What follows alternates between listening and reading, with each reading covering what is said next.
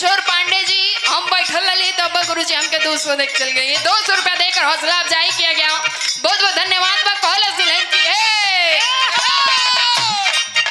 अरे पिया ओ पिया डरता वे जिया सरदा हमार पुरावा कालिया कांड जवन बाटे डिमांड तू बजरिया से जाके लियावा। पिया ओ पिया डरता वे जिया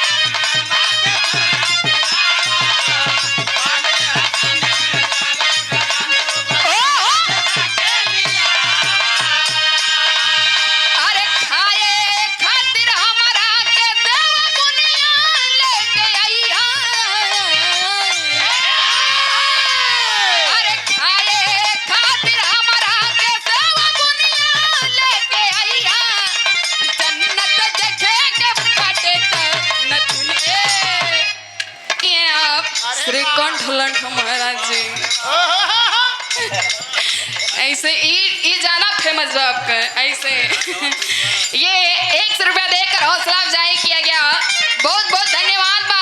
शकल पंच के प्रणाम पहुंचे और हमारे बड़े भैया नागेश्वर यादव जी नादेश्वर यादव भदोही की धरती से सोनभद्र से ये सादर 201 रुपया देकर हौसला अफजाई किया गया। बहुत बहुत धन्यवाद बकाला से। अरे पिया ओ पिया डरता वे जिया सरदा हमार पुरावा कालिया कांड जवन बाटे डिमांड तू बजरिया से जाके लियावा। पिया ओ पिया डरता वे जिया सरदा हमार पुरावा कालिया कांड जवन बाटे डिमांड तू अरे खाए खातिर हमारा के सेवा बुनिया लेके आइया। अरे खाए खातिर हमारा के सेवा बुनिया लेके आइया। जन्नत देखे के बाटे त नचनिया ले ले आइया।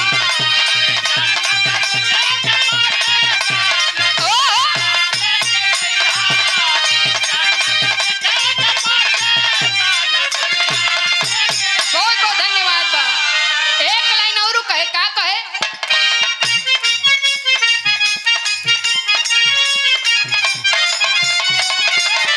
काला से।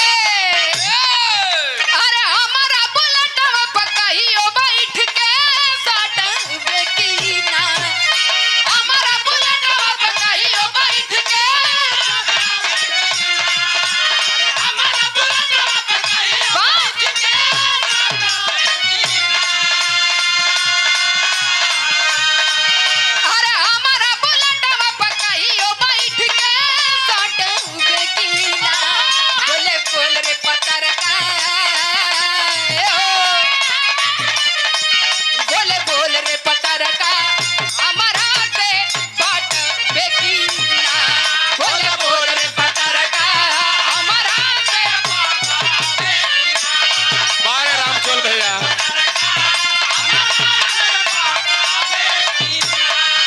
समय बहुत कम बा लेकिन बताओ लड़का जब ते हंसे ले तब बगिया में फूल झरेला। जब ते हंसे ले तब बगिया में फूल झरेला। जब ते हंसे ले तब बगिया में फूल झरेला। दिल के बातिया करे के तो के मान करेला। दिल के बातिया करे के तो के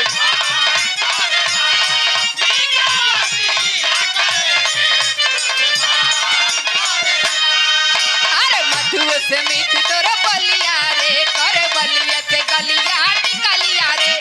मधु से मीठ तोरा बलिया रे करे बलिया से गलिया टिकलिया।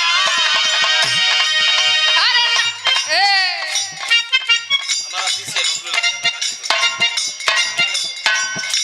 और श्री राम केवल यादव जी आपके शिष्य बबलू लाल यादव जी गाजीपुर के धरती से ये सुंदर पुष्पहार 100 रुपया देकर आशीर्वाद दिया गया।